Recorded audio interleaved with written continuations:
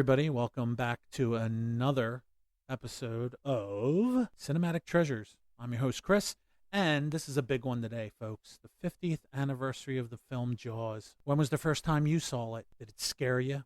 Did it keep you from going into the water? There's so much to get into, and we're going to get into it right now. And the host, this is with the most, this is with me, my partner, Red. Hey, all you happy people. What's up? And, I don't know. When was the first time you saw the film? Was it with me or was it before then? It was before you. I wasn't supposed to be watching it. I was supposed to be in bed, I think.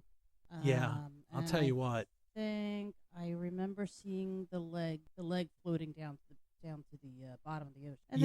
And then I was told we were going to the aquarium, and I fought my way in there. Man, I was not going in. Those sharks were the first thing I saw. My parents had to drag me in. You know, kicking and screaming. That's funny because my brother had the same problem with the aquarium in Baltimore. He wouldn't go in. Baltimore, yep. Once he found out there were sharks in there. And I don't think he had seen Jaws yet. Well, anyway, this film pushed a lot of people right out of the water.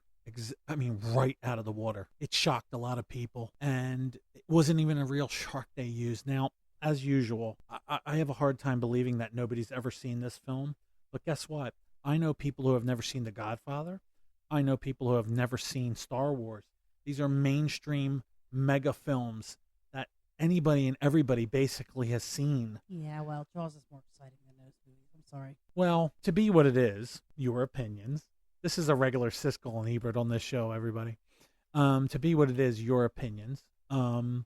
Yes, it's true. Some people haven't seen it. And as always, we will not divulge the ending of this film just for that reason. We might as well get right into it. Of course, as always, we have the film. We did watch the film. Actually, yesterday was the 50th anniversary. We did watch the film last night and Jaws 2 as a double feature. And we'll get into all that good stuff. Sequels, talk of remakes, which I hope never happens. You can't remake a classic. It just doesn't work, folks. Although they seem to try. They do seem to try a lot. I mean, this scene here where they're on the little boat going over to the mainland. I'll tell you what, this little blazer that the mayor has on with little anchors on it cracks me up. That is an absolute great piece of costume right there, whoever made that. I know you can find replicas of this jacket out there too. So here we go, episode 6, Jaws 50th. My favorite director, should be everybody's. The unbelievable Steven Spielberg. Was his second film. This was his second film, and the only reason he got to make this movie was because he made the film Sugarland Express. I apologize, it's not his second film; it's his third. But he got to make the film Sugarland Express. Universal liked it, so they said, "Hey, we got a project for you. We want you to make this book called Jaws by Peter Benchley. We want you to go ahead and direct this for us." So Steven Spielberg, director, screenplay was Peter Benchley and Carl Gottlieb, who were both in the film. Producers were Richard D. Zanuck and David Brown. The stars of the film, Roy Scheider, Robert Shaw, Richard Dreyfuss, Lorraine Gary, and Murray Hamilton. Cinematographer was Bill Butler. It was edited by the great Verna Fields, and I'm telling you, she edited this thing in her living room on this little tiny editing machine. And I'll tell you what, she did such a great job on it. That was also something from a documentary, folks. There's a lot of information on this film out there. The production company Zanuck Brown, Universal Pictures. It was distributed by. The release date, June 20th, 1975. Runtime, 124 minutes.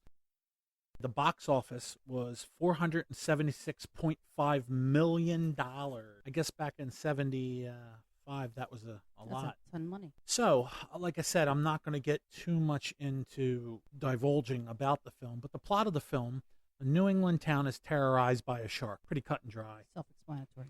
Absolutely. The production, Zanuck Brown, they both enjoyed Peter Benchley's novel, and thought it would make a great film. They purchased the rights to the book in 1973 before the book's release for $175,000. That's chump change today. Hey, by the way, note, it would be over $1 million today if they had purchased it. That's the equivalent. After reading it twice, they decided that certain parts would be difficult to film. Spielberg very much wanted the job, having already directed Sugarland Express, like I just mentioned. And also, Spielberg noticed that his film Duel, which was his first film, Good film. I'll tell you what, it's a great That's a movie, good film. and we really need to get into that film at some point Another on a time. show. Mm-hmm. God, that's its whole monster in itself. And he thought the film would be similar to Jaws.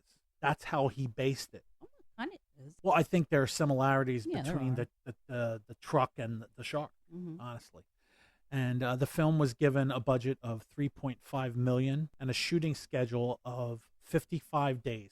Principal photography was set to begin in May of '74. The writing, we'll move on to that. Spielberg wanted to stay with the novel's basic plot.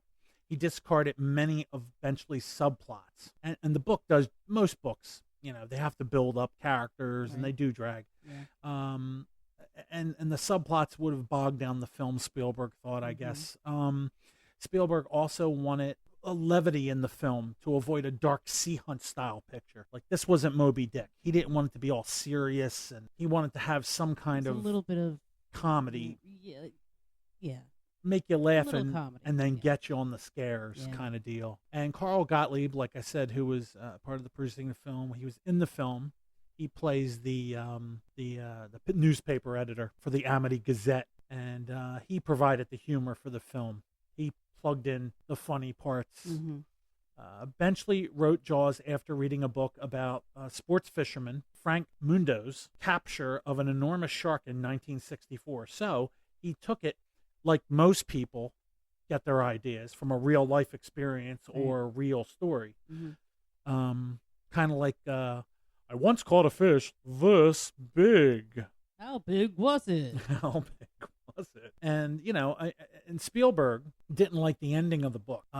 So he changed it because he felt the audiences would respond to a big rousing ending, and the book just didn't have that. And I've told you before the ending of the Right. book, and Yeah. it's kind of blah. Mm-hmm. Absolutely no offense toward Peter Benchley. He was a great writer. The final script had a total of 27 scenes not in the book. So they added quite a bit to the film. This is one of those comedy scenes right here. This is one of those scenes where there's a scene where the chief is yelling at his son to get out of the boat because he doesn't want him on the water because of the shark attack. And He's reading this book that's showing pictures of sharks attacking boats and people and bite wounds of sharks that have done, bit them on the leg and bit their sides out. Yeah, and he's getting upset that his son's in the water, and his wife is saying, hey, he just wants to be in his birthday present. But then she looks at the book and immediately sees a picture of a shark attacking a boat, Yeah. and she yells, did you hear your father out of the water now? Now!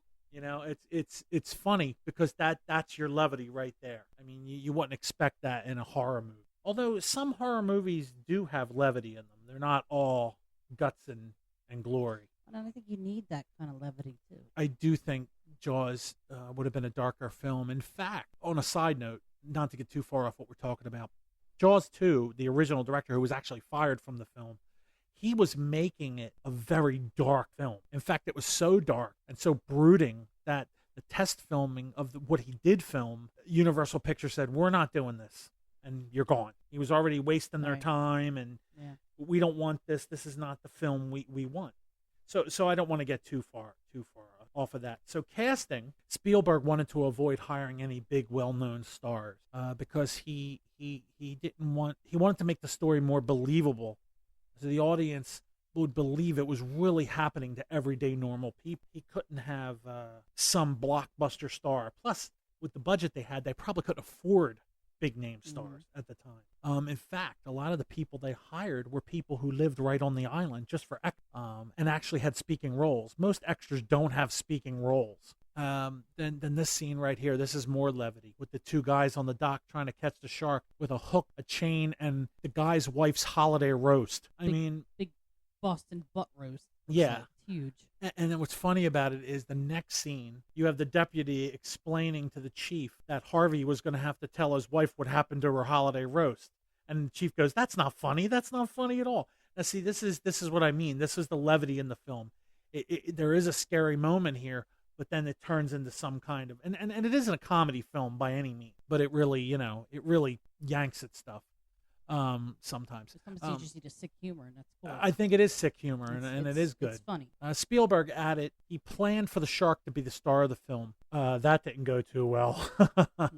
We'll get to that in a minute. The role of Chief Brody, here you go. Now, this is what I told you last night you're going to be shocked about. The role of Chief Brody was offered to Robert Duvall. Now, you know who Robert Duvall is now. Could you see him, after playing Tom Hagen in The Godfather, playing a small-town chief? No. And neither did Spielberg. So he was only interested, Duvall, in playing Quint. And I don't think that would have worked either. Here's another big name. Charlton Heston was interested, but Spielberg thought he was too big of a star to play a small-town chief. So you didn't want Duvall as Quint. You didn't want Heston. I mean, what was Heston going to do? Raise his hands and wait and move the ocean? He was going to split the ocean, and then he would say, "Let my people go." I'm sorry, folks. That's a Charlton Heston Ten Commandments joke and there. And then the shark would be like, "Okay, where we're going here?" You know. Well, he could have just used a gun. Maybe not that kind of gun. Yeah. Okay, so he didn't want Duvall. He didn't want Heston.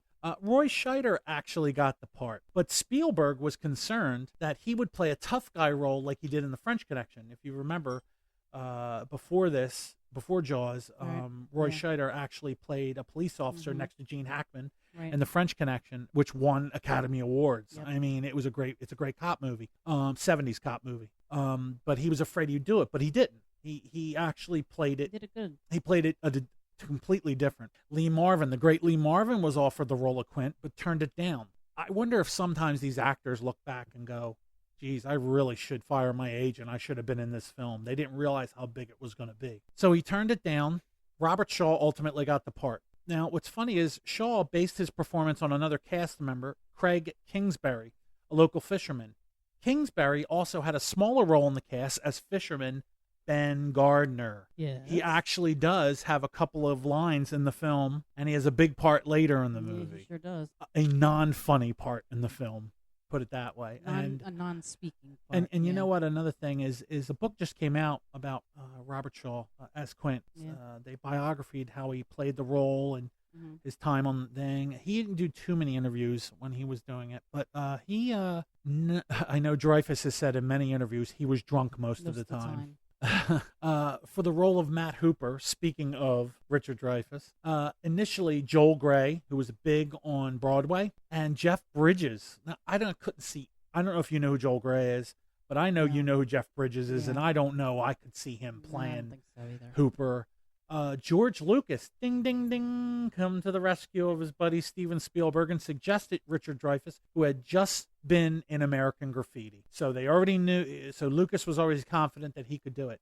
Now, here's what's funny. Dreyfuss passed on the chance. At first. But, and the reason he passed is because he was starting a film called The Apprenticeship of Duddy Kravitz.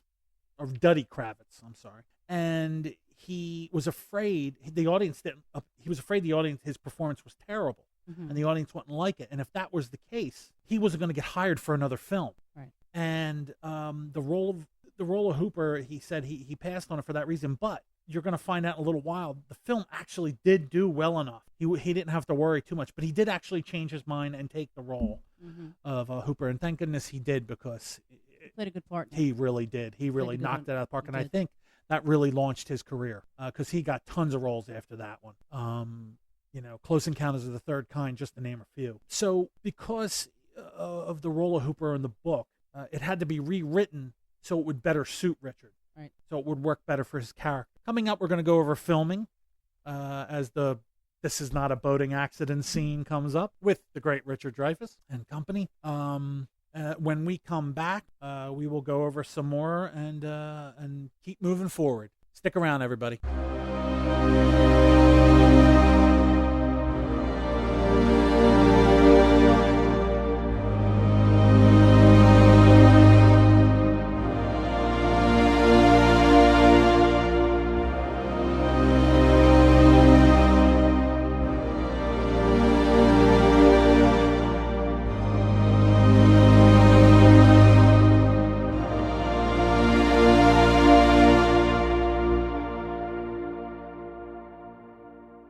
Not going to stand here and see that thing cut open and see that little Kittner boy spill all over the dock. That's the scene we just saw. Welcome back, everybody. Talking about cutting open the tiger shark they caught. What kind of shark is it? Carcharodon carcharias. Oh, what? Tiger shark. Tiger shark. Now, a Carcharodon carcharias, my dear, is the great white. But that's okay. No big deal. Oh, crap. Sorry. So, on with the show. That's okay. That's Oops. all right. No big deal. Everybody makes mistakes. On with the show, people. Filming is our next category. And the 50th anniversary of Jaws, filming started without a script, cast, or a shark. Go figure. This was a very troubled production, everybody. They had a lot of problems. Martha's Vineyard was chosen because the surrounding ocean had a sandy bottom that never dropped below 35 feet for 12 miles out the shore, which allowed the mechanical shark to operate while beyond sight of land. Cinematographer Bill Butler devised equipment specially for underwater shooting. So it's mechanical. So it's mechanical. This is a lot of firsts with this film. They had to actually design stuff just to pull this off. Mm-hmm. The shark was named Bruce, if you don't know that already. Bruce. After Spielberg's lawyer, Bruce Raymer. 40 technicians, supervised by special effects supervisor Bob Matty, who was best known for creating the giant squid for 20,000 Leagues Under the Sea. They actually brought him out of retirement to help with it. They used pistons and air pressure to make the shark work. Yeah, well. Well, it didn't always work. Oh, A lot of time they were standing around because the shark was not working. Which, by the way, the shark is still working. The Legacy and Impact of Jaws is a documentary that is available out there. Please, it's the greatest 2 hours of your life, even greater than the movie. The documentary cuts so good. And what's it called? The Impact and the Legacy of Jaws. I thought it was called The Shark is Working. No, it's called The Shark is Still Working. The Impact and Legacy of Jaws. Go ahead. It came out around 2007 and actually didn't get released on the hard copy until, I think, at least 6 years later. Not sure. I'll have to check on that. Jaws was the first major motion picture to be shot on the ocean, resulting in a very troubled shoot. Real the film, ocean. Real ocean, no joke, no soundstage, because Spielberg said, if I have to shoot on a soundstage or a back lot pool, it isn't going to work. The film went over budget. Shooting at sea led to many delays, like unwanted sailboats drifting into the frame. Cameras got soaked, and the Orca began to sink with the actors on board. The actors were frequently seasick. The delays proved beneficial, though, in some regards.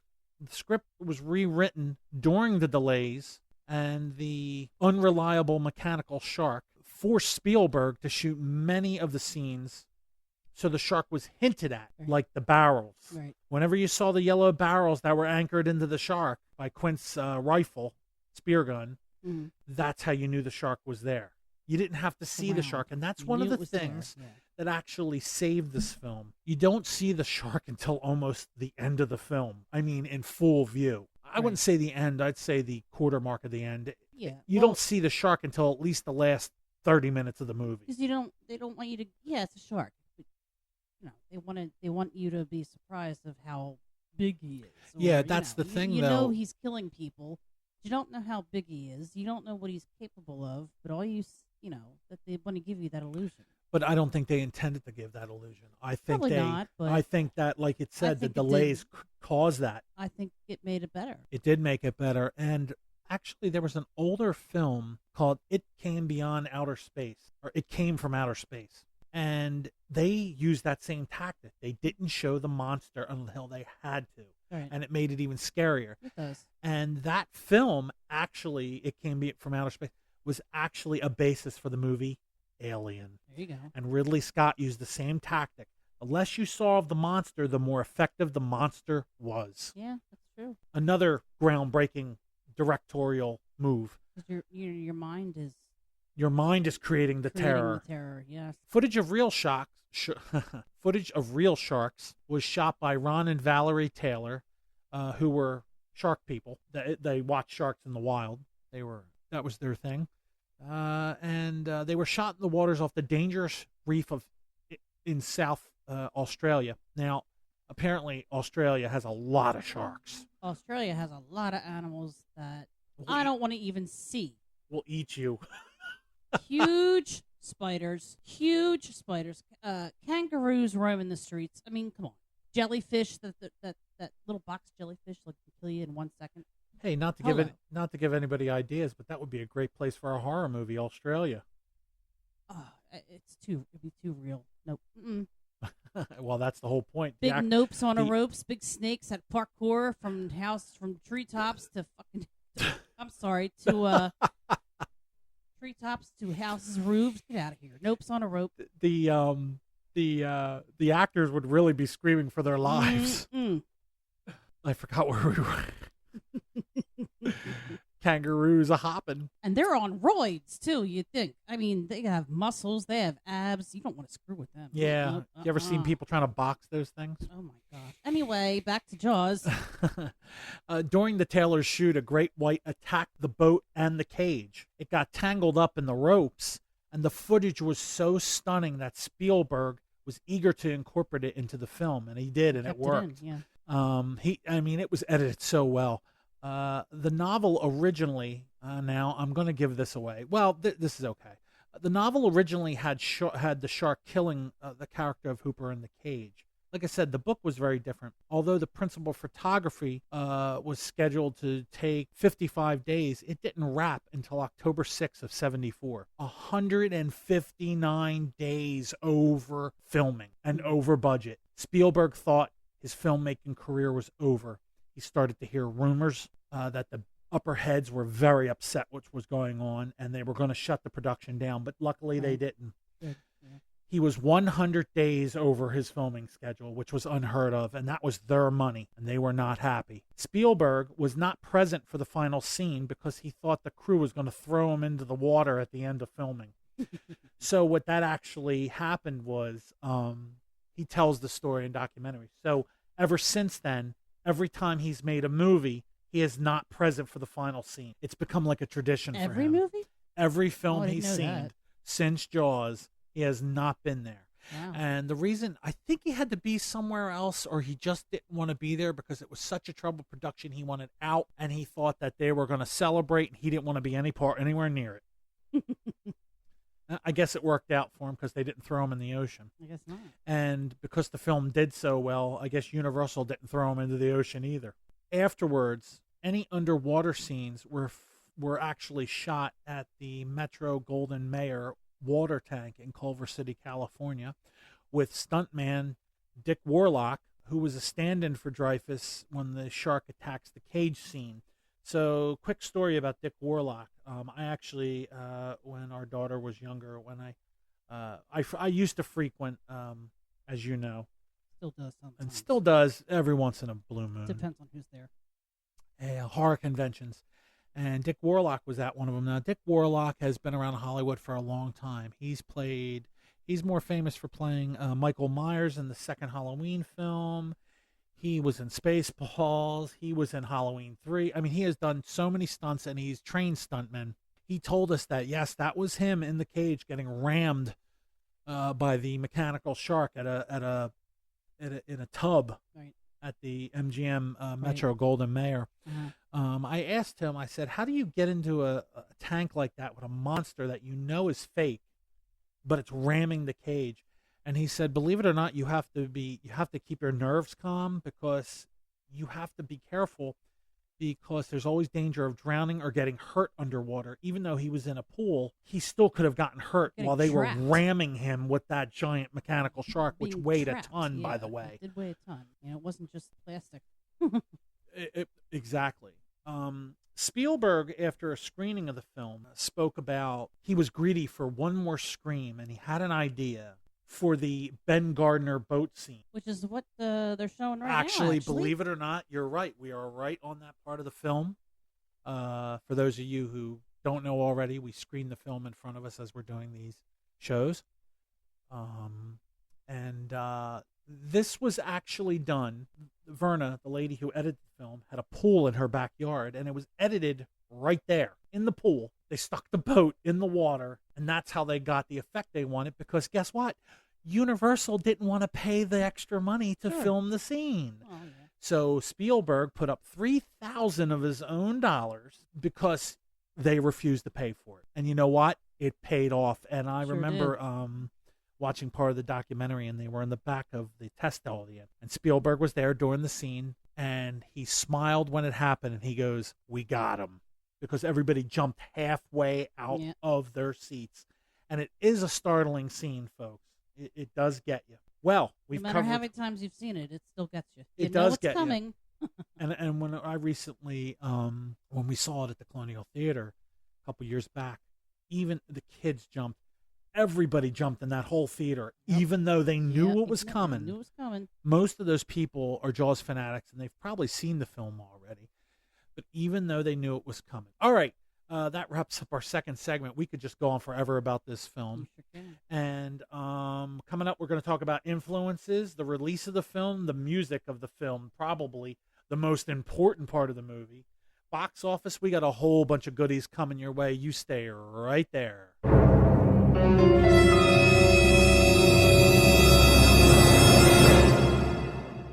Hey everybody, it's me, Bruce. Don't be afraid, I just want to swim with you guys. Jeez. I've seen better beaches in Jersey. Did you like that? I thought you were stuck there for a second. I was stuck on the button. Exclusive interview with Bruce. He's upset. He wants to go to the Jersey beaches. He just wanted to swim with people. I know. Poor thing. Welcome back, everybody, as we continue this 50th anniversary edition of the show for Jaws. Not the 50th anniversary of the show. I don't know if the show is going to go 50 episodes. We can try. You could try, but you might be 100 by then.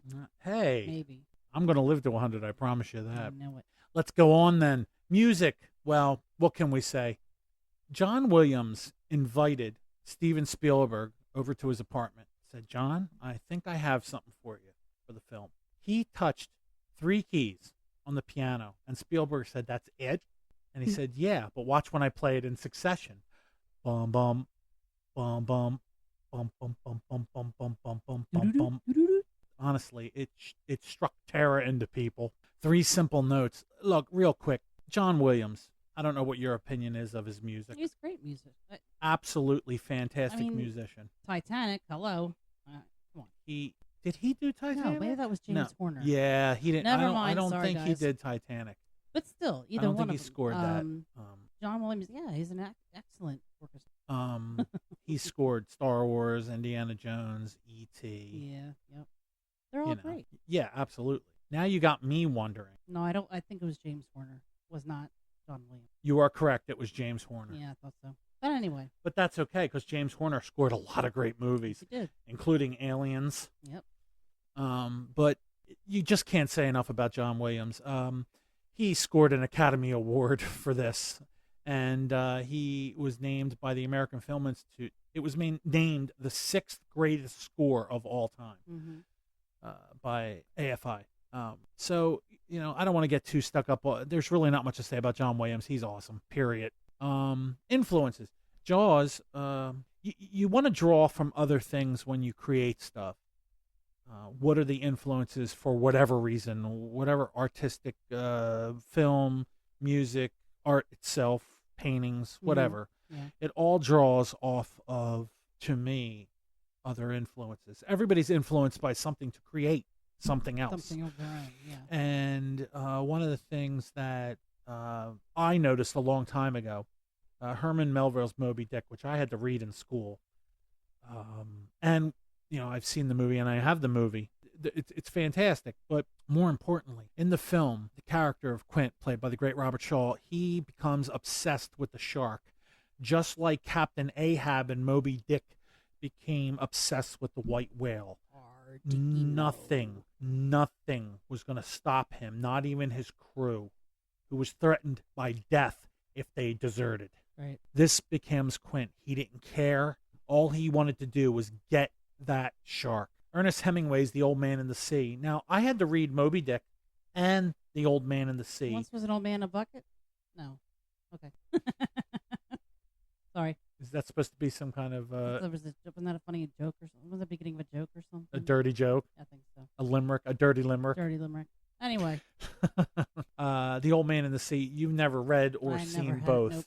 I know you've seen Moby Dick because I have it. Right. But I've never had to read that it. the great Gregory it. Peck, Moby Dick, wonderful. Another good one. Yeah, and I'll tell you what, Gregory Peck, he plays Ahab so seriously in that movie, and he doesn't even smile in the film. I mean, at least Quint smiles. It's true. Well, he was drunk. So, Well, you're saying it wasn't in the script for him to smile, and he ad-libbed? Yes. So that's the whole thing. Jaws in itself is a titanic struggle, like Hemingway's book or Melville's book. It's a struggle between man and nature. Jaws builds suspense without even showing the shark. And, Moby Dick, you don't see the whale for quite a while till the end of the film. And I believe the whale is stop motion. The Old Man in the Sea was interesting. It's basically about a man who goes out fishing and has to struggle to get back to the port with this huge fish he caught, and he runs into all kinds of problems. It's really like a one-man show kind of thing. It was interesting. When you're in school, there's a lot of books and films that you get exposed to. So kids, listen, if you're listening, make sure you get your parents to sign those permission papers, because the movie or book that you could read could change the way you look at things and entertain you more than you ever could thought. There's a lot of great things out there. On the release, Universal spent $1.8 million to market Jaws, and that was a lot, including $700,000 on a national TV spot. Now, I don't know what the equivalent today what that would be. I mean, I know during the Super Bowl they spend astronomical things just to get a 2-second commercial on companies. Sure do. I mean, but $700,000 just for a TV spot to make people come and see. I don't know. What influences do you think? Have you seen in other films that Jaws is drawn off of, or drawn off of Jaws? Well, like you said earlier, Duel. Well, actually, Duel was first, before. So what I'm asking is, have you seen any other films where the antagonist is drawing off of Jaws? Like, there's a lot of movies like a Predator style film. Well, Piranha was a Jaws ripoff. Roger Corman, he was the king of the B movies, but Piranha actually had a few big stars in it. Kevin McCarthy. Yeah. It's not a bad movie, but it's not. It's definitely a post Jaws. It didn't draw off it. It literally stole ideas off it. Well, I can tell you this: Jaws was inspired by other films. You would talk about Duel, and obviously Hitchcock, because there's one or two shots, Hitchcock shots, that Spielberg uses. Like for instance, when Jimmy Stewart in Vertigo is falling, or when the detective is being murdered by Mother in Psycho, and he's falling down the steps, but it's almost like he's falling, but the steps are being dragged away like an optical illusion. Right. Yeah. Spielberg uses them a couple of times in this film. There's probably a lot of directors that saw Jaws and went, I want to make movies. And I'll tell you exactly who one of them were. Not one of your favorite directors. You find them quite unappealing, in fact. Do you know who I'm talking about? Give me a hint. Pulp Fiction? Oh, Tarantino. Tarantino, yeah. I don't know. There's something weird with him, but he's a great director, though. His movies are good. Yeah, well. If you've never seen a Quentin Tarantino picture, folks, start with Pulp Fiction. Do yourself a favor. Odd. But anyway. Odd stuff, but entertaining. I remember leaving the theater with JJ, and he said, we got to go see this movie. And we walked out literally saying, what the hell did we just watch? Because we didn't know. It was late 1996. It was in the fall. And I'll tell you, I can't watch that movie without you explaining things to me, because I completely hold on and back up a minute. There's a lot of movies that I have to explain to you because you get lost. Shut up. I can't help it. Especially if it's a political thriller. Man, you're lost. I'm completely lost. Completely lost. Well. But that's okay. There's nothing wrong with that. That's why we have this show, to help people. Help the handicap? No, help the handicap. Yes, sir, ladies and gentlemen. That is our entire, to help people on this show, to help them understand. Yes, but I find mistakes in a lot of movies, too, that you've never seen. That's true. And you know what? I'm good. I'm good at, oh, thank you. Wait a minute. No, thank you very much. I'm good at it, but there are things I miss. And I catch them.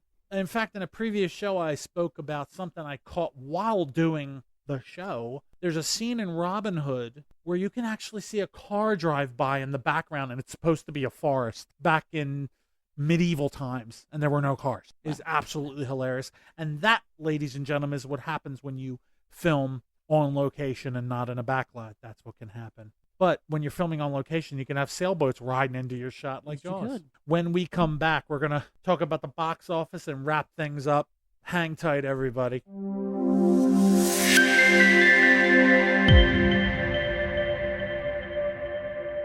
Okay, what the hell happened to my voice? Are you, that sounds demonic. What happened to my voice? I'll get you, my pretty little dog, too. Good God. Ladies and gentlemen, that was frightening. I must have pushed the wrong button, and we had Alvin and the Chipmunks. I liked that one, actually. So did Coco. The new Coco. Yeah, you did. Yes, you can't see because we're on radio here, but we have cats roaming around us and lounging. And they weren't there, but people came to the box office when Jaws opened in 409 theaters. 409 theaters. There are so many. Remember, back when this movie was released, there were no Metroplexes. Nope. It was one theater, and they had multiple screenings. Yep. A lot of drive-ins, too. Yes, there were tons of drive-ins back then. With a record-setting 7 million in one weekend. Mm. I mean, you think about these numbers I'm throwing out there and think of what that would be today. You'd be a multi-millionaire if that tripled or quadrupled. Yeah, really? It grossed $100 million in the first 59 days alone from only 954 play dates. 954 theaters, that's all it ran through. The numbers are crazy, and that's why it became the first summer blockbuster movie. In fact, we were talking about influences earlier, right? And that is where they came up with the term today when you hear it's going to be a summer blockbuster, because Jaws set the standard. Yeah, I can see and that influenced other films to reach that standard, and a lot of them haven't since. In fact, talking about beating out big movies, just 78 days it overtook The Godfather as the highest grossing film in the North American box office. Well, I would rather watch Jaws over Godfather any day. Again, personal opinion on this show is welcomed and encouraged. Anyway. ABC aired it for the first time on November 4th, 1979, right after the theatrical re-release. Mm-hmm. I did not see the first film, obviously, in the theaters. I didn't see the second film in the theaters. I saw the third film in the theaters. 3 and 4 I saw in the theaters. I was too young for the other films at the time. I saw Jaws for the first time on VHS back when everybody was buying VCRs, and my parents bought a VCR, and we went to the rental store, which was a great place on a Friday night. Oh, yeah. Except the double doors. Don't go into the back room where the double doors are. You're going to get a big surprise. No, that's where Dad always got lost. Oh, my God. Anyway, we won't talk about the older folk out there listening. You know what the double doors in the back of the video store led to. Anyway. Used to be just beads. Remember Roger Ebert? Yeah, well, double doors, beads, Western style. It worked. Roger Ebert. Do we know who Roger Ebert is? A lot of people probably listening to the show remember Siskel and Ebert. They were the critics of the day, and they literally, if they said a movie was bad, they could influence a film. Yep. Going down the tubes. Roger Ebert gave it 4 stars, calling it as frightening. Now, I disagree with this quote. You may disagree with it also. I don't know. We'll let the audience decide how they feel. Roger Ebert described it as frightening as The Exorcist, but it was a nice kind of fright, more outdoor adventure kind of fright than Brimstone Vomit Devil. Well, yeah, Bruce wasn't spinning around his head and shooting out pea soup or anything. Well, see, this is where I disagree, because now, see, I understand the Brimstone Vomit Devil comment. No, it is a horror film at its core. Yeah. But because of the levity in it, it's not like The Exorcist. The Exorcist is a pure horror film. There is no levity in The Exorcist at all. The Exorcist scared the living hell out of a generation of people going to the movies. Guess what else scared the living hell out of people? Jaws. Because people did not want to go into the ocean after seeing that. Because they just didn't want to believe that there wasn't a shark out there. Big. Well, the ocean itself is scary, so you got to respect that ocean. We both know about the scary yes, ocean. It is. So what's in it's even worse. This has been a heck of a show. But guess what? It's not over, because now we are at the most favorite part of the show. And the whole reason I do the show, and I've said this a million times, we are at the home media section. Awesome! Thank you. Thank you very much. Tip your waiter. He'll be here Such all a week. Clown. Yes, the home media version. Physical media, folks. Get out there and get it before it's gone. One day it will be. Actually, what's bizarre is currently people that got on the streaming trend are reversing it and starting to buy physical media again, because all streaming does is chop stuff up and edit it the way they want it edited. We're talking about whole scenes ripped out of film that are critical to a film. The one thing I do not like is the editing of film or music. It's the artist's vision, and it should be seen for what it was, regardless, because it has its place in time and history. Agreed? Agreed. I won't go any further than that. So, home media. Laserdisc. Who remembers Laserdisc? They were about the size of a vinyl record. Or larger, I thought. No, they were the size of a vinyl record, Okay. and the tray came out. It was huge. Yeah, So it was just like a DVD, but it was bigger. much bigger. 1978 was the first actual Laserdisc player, believe it Never or had not. one. No, we didn't Nope. either. Actually, you know where I see a lot of Laserdisc and players now? Flea markets. People are trying to get rid of them. Mm-hmm. They just don't want them. 1992 and 1995. It was released 3 times on Laserdisc, and Laserdisc was one of the first times there was actually extras involved, because it had enough. Laserdiscs had enough memory to fit it. Right. Before Laserdisc, it was Super 8, 16 millimeter in somebody's house. I remember a friend of my mom's having a 16 millimeter projector at his house. Then it became VHS, 1980. 1995, and for its anniversary in 2000. I believe that was the 20th anniversary, and now we're at the 50th. DVD was 2000 and 2005. That's when DVD started to pick up. Right around 1999, it picked up. By the way, you're going to need a bigger boat. That was one of the biggest taglines of this film. We just passed that part in the movie, when you actually first see the shark, the entire shark for the first time. The actors play it really well. And I'll tell you, mechanical or not, it is big. Blu-ray, 2012, 2020. 4K, 2025, Steelbook. It also was released on 4K 5 years ago for the first time, the 45th anniversary edition. So studios, if you don't know this, they wait for anniversaries to re-release big things. Like, you remember the Disney VHSs they used to have on? They used to promote it on TV. Sure. They used to say, get it now before it goes back into the vaults. Into the vault. If you didn't buy it when it was out, you weren't getting it until the next time they released it. And then everything was changed on it, too. Just as a side note for any kind of physical media fan, all the extras from the Laserdisc, the VHS, the DVD were pretty much brought over to the 4K and the Blu-rays. So it is available. If you lost anything, it wasn't significant enough to impact anything. Right. One thing I wasn't happy about is when the Star Wars 4Ks came out, they got rid of all the trailers, and the trailers were on the DVDs, and I like trailers. Movie trailers are pieces of art in their own right. And, unfortunately, sometimes they give away too much of the movie. But that being said, on to the legacy of the film. This film had a huge impact on the film industry. To you, Red, what do you think the legacy of Jaws is to this day? Do you think people still are afraid to go in the water from this movie? I don't know from this movie, but I think in general, people don't like to go in the water.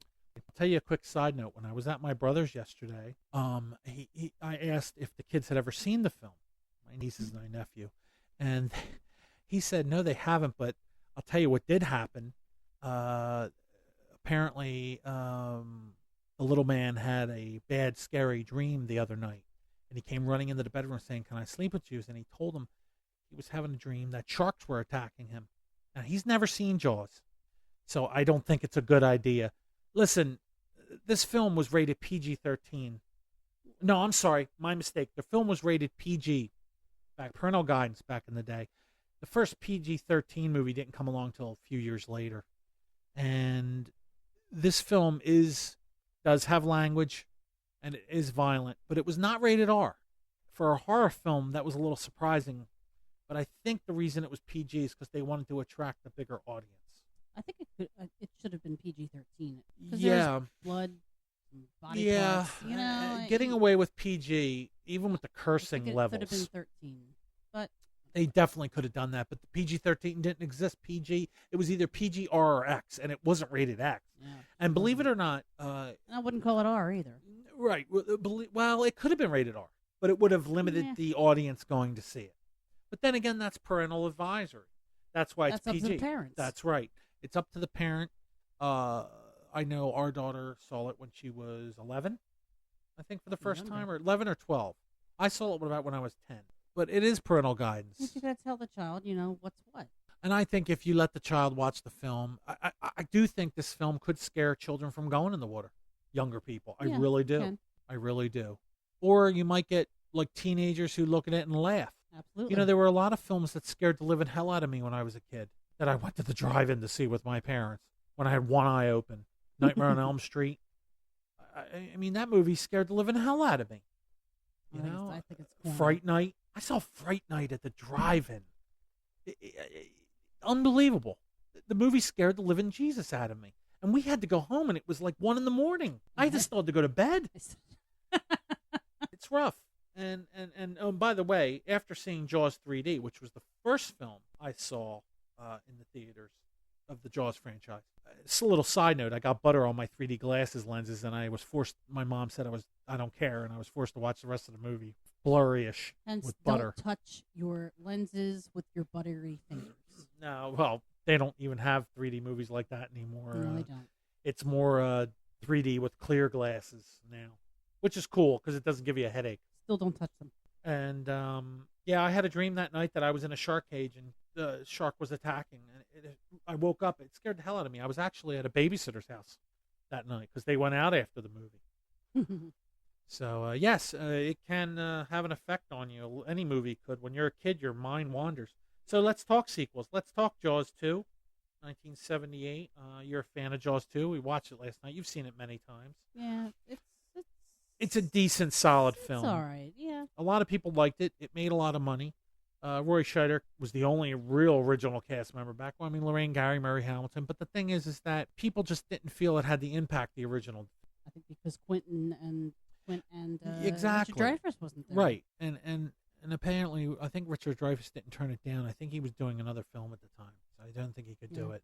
The other thing was, that, John Williams, great soundtrack. He did another good one for that one. How about Jaws 3D? Now, folks, it's not Jaws 3. And a lot of times you'll look around and I'll say, oh, Jaws 3. No, it's Jaws 3D. This film was originally in 3D. Old school 80s 3D with the red and colored glasses. Yep. Used to give you headaches. And do yourself a favor, folks. If you ever get a pair of these glasses, don't go outside and look at the sun. You'll be in for quite a shock because you'll go blind. I know this firsthand. Another Three Stooges moment brought to you by, Figures. Then we had what about Jaws 3D? It's okay. It's more funny than anything else. It's more laughable to me. It's more comical.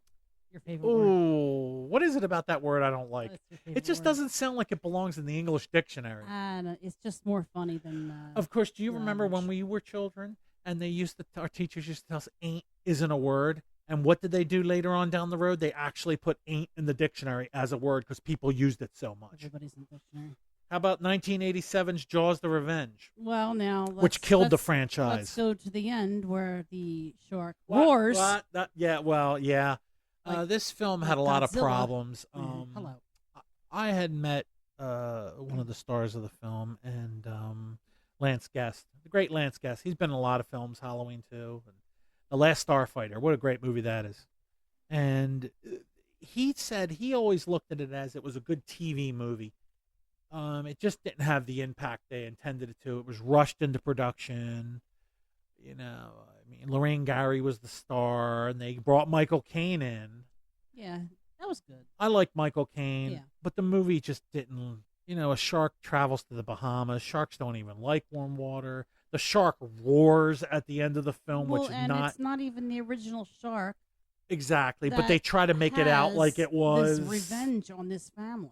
I Yeah, mean, It really it there's doesn't make sense. if you want to see something funny, there's an old comedian who I believe passed away named Richard Jenny, and he had a whole comedy act on Jaws. This whole thing he did on Jaws: The Revenge have people rolling in their seats. It's so funny. He had a whole skit on it. He beat it up pretty bad. If you ever look up Richard Jenny Jaws: The Revenge act, and you'll like it. On YouTube, check it out. Hey, check out my show on YouTube. How about that? But yeah, Jaws: The Revenge has its own place in history and lore. It actually has become a cult movie. There's been enough people over the decades watching it that enjoy it, and there is a fan base. I am one of those fans. My problem is that the movie had two endings. Yep. When I saw it in the theaters, it was one ending. When they put it out on home video, they changed the ending.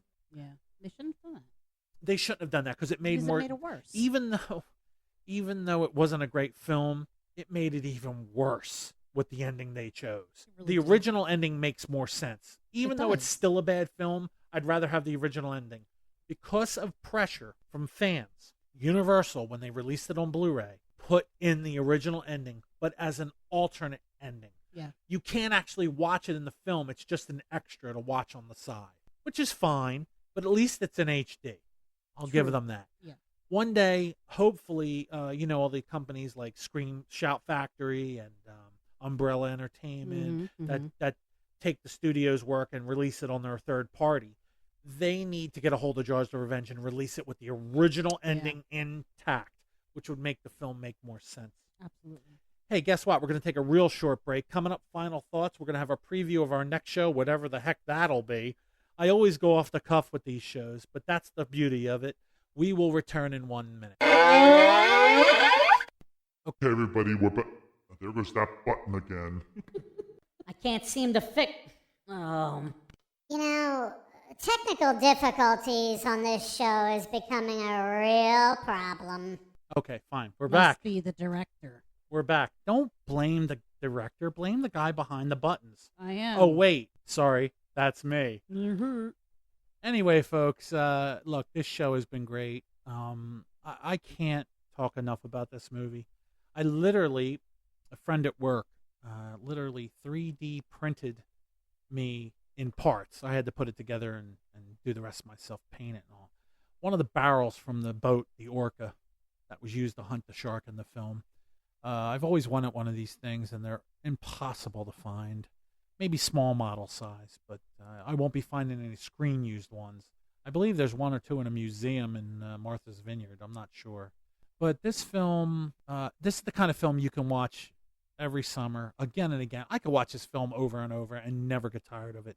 It's entertaining every single time, and it belongs in your library of home media. Don't fool yourself. This is top-notch. The sequels, you can make that up for yourself. Make up your own mind. The original film is the GOAT, greatest of all time, one of the best. Yep. I think you would agree Yeah. with that. You have any final thoughts about the film, or anybody who's never seen it? Anybody who's Please, never seen it, see it. do you realize this film is in a book called 100 Movies You Have to See Before You Die, I would imagine it would be. along with Star Wars and The Godfather? Back in the 70s, these were the big films of the decade.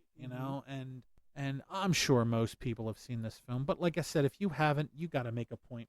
Our next show, I'll tell you some things that have been going on. My buddy at work and I have been talking about, he wants to jump in on a show.